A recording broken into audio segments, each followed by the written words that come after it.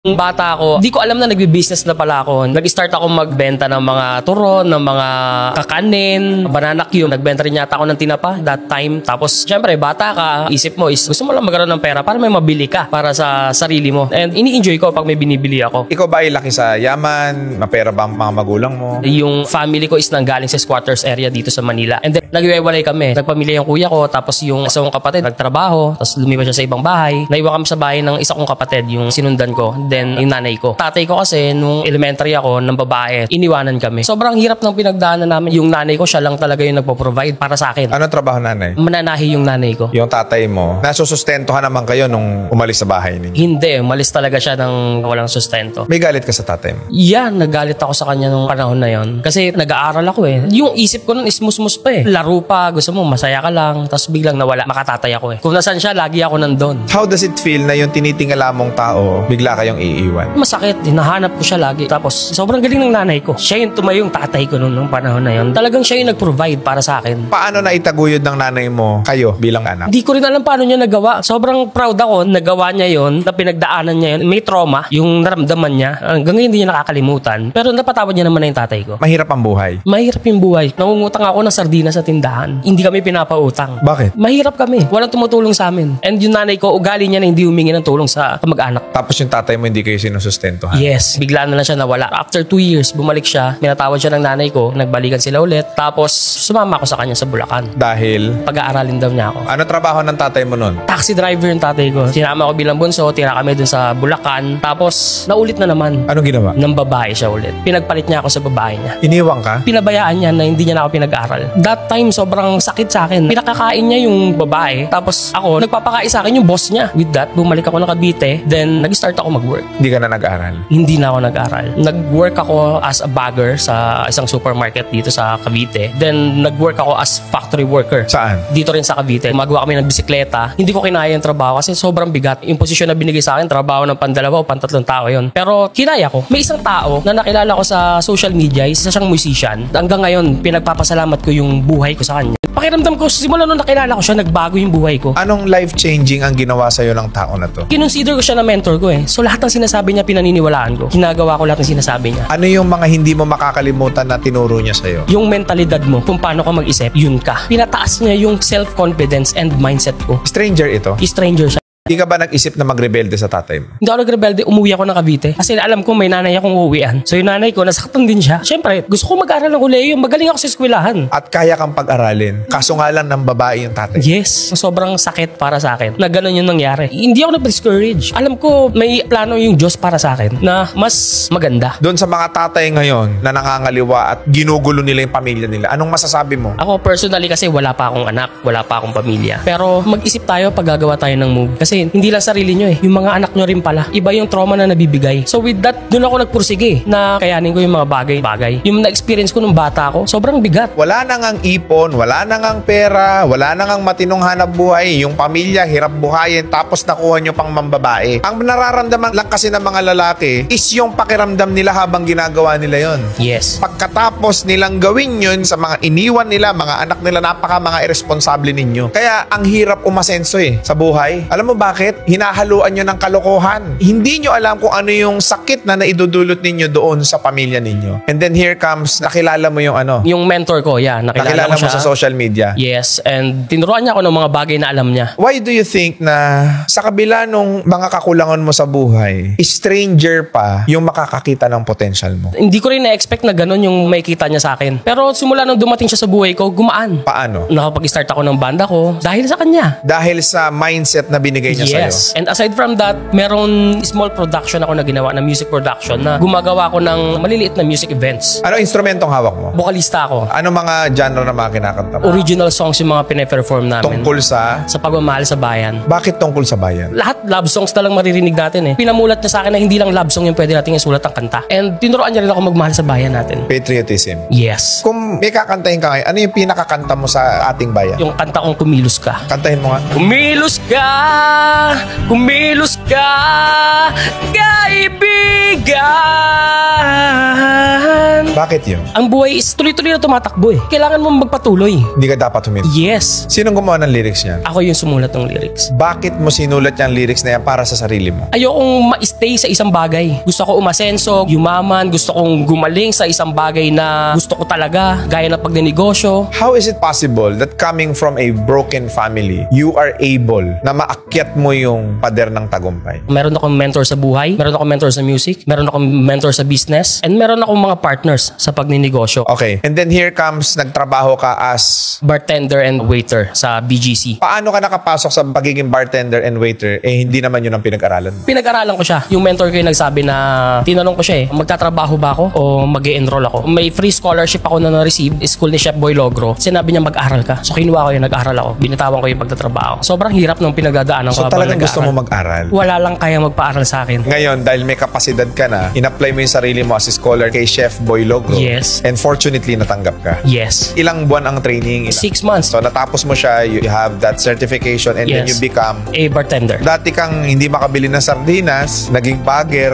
naging factory worker, unti-unti mong pinaunlad ang sarili mo. Yes. Anong masasabi mo doon sa mga taong akala nila hanggang ganun lang sila sa buhay nila? May pattern ng success. May pattern ng success. Humanap ka ng taong gusto mo maging ikaw. So yung tao na yon, tanungin mo, paano niya ginawa yung bagay na yon. Huwag ka magtatanong ng pera sa kanya. Huwag ka manghihingi. Tanungin mo kung paano niya ginagawa yon. Eventually, along the way, matututunan mo. And sobrang daming failures na maiiwasan mo. Dahil kasi, nakapagtanong ka. yes, kasi nagtanong ka. Yung mahirap na pinagdaanan nila, hindi mo na dadaanin dahil alam mo na. Yes. Natutunan mo na. And pipigilan ka nila kapag mali yung way na dadaanan mo. Sino ang dapat mentor natin sa buhay kung gusto mong magtagumpay? Siyempre yung Diyos. Kailangan natin sumunod sa utos niya. And then, ang Panginoong Diyos magpapadala sa iyo ng mga tao na magtuturo sa iyo ng mga tamang gagawin mo. Yes. Do you think may factor yung ginawa sa iyo ng tatay mo kung bakit ka naging porsigido sa buhay? Yes, sobrang napagdaanan mo yung mga hirap ng buhay eh. Ayoko na maranasan ulit. That's why sobra ako nagtrabaho, nag-focus, and yung determination na meron ako is hindi bumababa. Yung mga taong laki sa hirap, tumanda sila na hanggang ngayon mahirap sila. Pinili ba nila yon o ganun lang talaga ang buhay nila? Pinili nila yon. Lahat ng tao may tsansa at may pagkakataon magtagumpay. Yes. Pwede kang maging pinakamagaling or pwede kang maging fit lang sa mundo. Hindi mo pwedeng kunin pareho yon. Pipili ka sa dalawa na yon. Ang nakita ko kasi sa mga tao na nag-fail, iniisip kasi nila kung ano yung sinasabi ng ibang tao eh. Hindi mo dapat isabuhay kung ano ang opinion sa'yo ng ibang tao.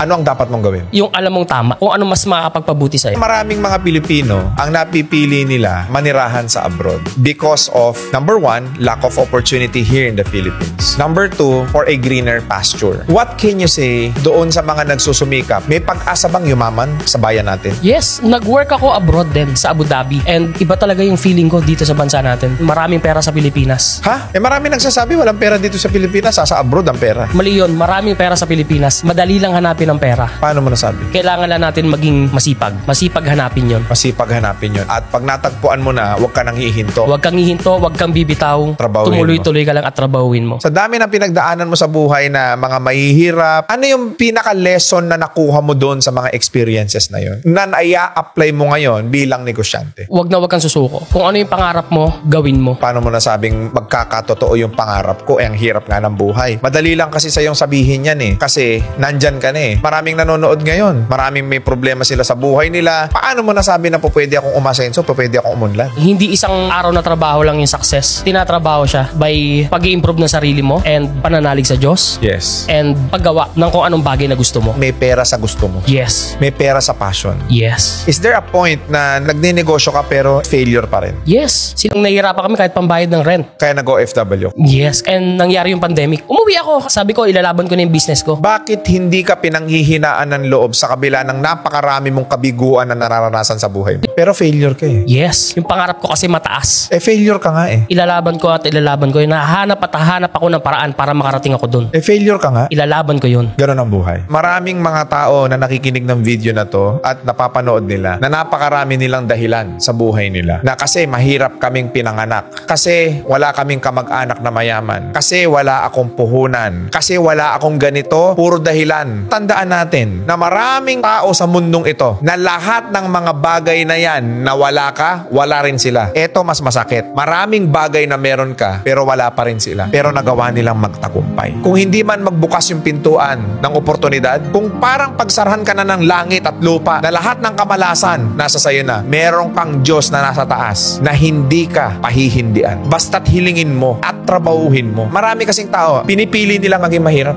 Yes, choice nila yon. May napakinggan akong isang quote kay Denzel Washington. Ang sabi niya is, do you have the guts to fail? If you don't fail, you're not even trying. To get something you never had, you have to do something you never did. That hits me. That's why ang dami ko sinusubukan negosyo. Paano kung mag-fail ka ulit? Magtatry ako. Hindi ako titigil. Bakit gusto mong yumaman? Gusto ko mag-develop ng tao. Umaman din sila eh. So ang ginagawa ko ngayon, dine-develop ko sila para maging leader. And eventually, tinatarget ko na maging partner sila. For you to become successful entrepreneur, you have to have this big heart na may vision ka na yung mga taong nakapaligid sa'yo dapat umasenso rin. Yes. Sama-sama kaming aangat. Anong masasabi mo doon sa mga anak na iniwanan din sila ng tatay nila at naging broken family? Hindi reason. Iniwan ka ng tatay mo na hindi ka pwede maging successful. Kapag hindi ka naging successful, ayun yung mali mong reason. So ano ibig sabihin? Itigilan natin yung pagdadahilan sa mga bagay-bagay. Kailangan lang natin talagang kumilos at trabahuhin. Pangarap nagkakatotoo. Ang pangarap nagkakatotoo. Isip mo na magkakaroon ka ng mga bagay na to. Dati tinatanong ko yung sarili ko kung deserve ko ba to eh. Pero along the way na ginagawa ko siya ngayon, deserve ko to. Para sa akin to. And walang pwedeng umagaw sa akin ito. What are the sacrifices you did for you to establish that kind of big business? Of course, sinacrifice ko yung health ko. Nasubukan kong matulog lang araw-araw ng 2-3 oras. What else? Sinacrifice ko yung ex-girlfriend ko. What else? Sinacrifice ko yung time ko with my family. Napakasarap sa pakiramdam na ang magtitiwala pala sa'yo is hindi mo pala kakilala. Partnership, kasama sila sa incorporation. Yes, nire-register ko sila kasama sa SEC because I believe na sinuport niyo ako sa business ko eh. Dapat all the way. Sama-sama tayo, walang expiration yung contract. Sobrang dami partners na gustong may pag-partner sa akin pero pinipili ko pa rin because alam mo yung pakiramdam sa tao na magaan ka. Anong reaksyon na nakakapagbigay ka ng income doon sa mga partner mo? Sobrang sarap din ng feeling kasi pinagkatiwalaan niyo ako eh. Ang target namin is mag-open ng 30 to 50 branches ngayong 5 taon. Squatters area kayo dati ah. Bakit ka nangangarap na sobrang taas? Libre lang mangarap, sulitin mo na. Maraming tao, yung mag-isip lang na may makukuha silang achievement, hirap na eh. Do you think how essential yung mangarap ka sa buhay? Sobrang importante ng may pangarap kayo kasi ayun yung guidelines mo para makarating ka sa kung anong bagay na gusto mo. Ordinaryong tao ka lang, wala kang masyadong mataas na pinag-aralan, hirap at salat ka sa buhay, may pag-asa bang yumaman? May pag-asa talaga na yumaman. Kailangan tinatrabaho mo, kinikilusan. Nakapag-aral ka ba about business? Hindi. Ang galing mo ah. Bihira yung may ganyan na thinking eh. Kung paano properly mag-e-expand ng negosyo. Potentially, magkano kinikita ng isang store? Kumikita kami ng 500,000 to 1 million. How much is the net? Net na yon. Per store? Yeah, in one branch we reach almost 3 million. Matagumpay ka na sa buhay, binalikan mo yung tatay mo. Umuwi siya sa bahay. Tapos, Tinanggap namin siya. Inalagaan namin siya kasi nagkasakit siya sa puso eh. nasa na ngayon tatay mo? Wala na siya ngayon. Do you think your father will be proud of you? Yes, kasi dala ko yung pangalan niya. Hindi siya mamalo. Sumama yung loob ko ng sobra pero magulang mo eh. So mahal na mahal ko siya. Bilib ako sa'yo. Kasi mapagmahal din ako sa